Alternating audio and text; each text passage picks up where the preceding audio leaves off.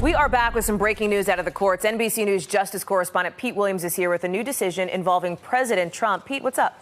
Well, this is another one of those emoluments lawsuits filed against the president, arguing that his personal business dealings create a conflict with his job as president. There are many of these cases out there, but this is the one that was filed by 200+ members of Democrats in Congress, led by Richard Blumenthal, arguing that the president was failing to get permission from Congress when he received any kind of foreign benefits, as the Constitution requires.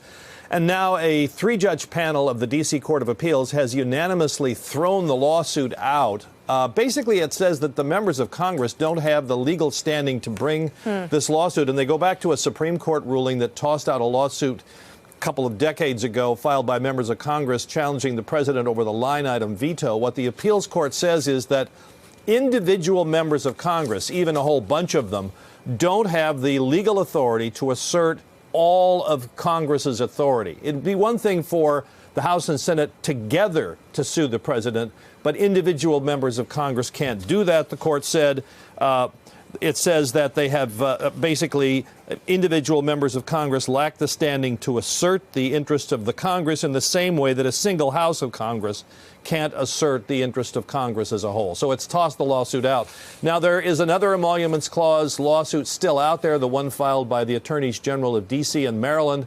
That was argued before a federal appeals court just last month, Hallie. So it's the end of the road for one of these suits, Pete, but not the other. Am I understanding that correctly? You got it. All right, Pete Williams, our Justice correspondent, live for us there at that breaking news. Pete, thank you. Thank you for checking out our YouTube channel.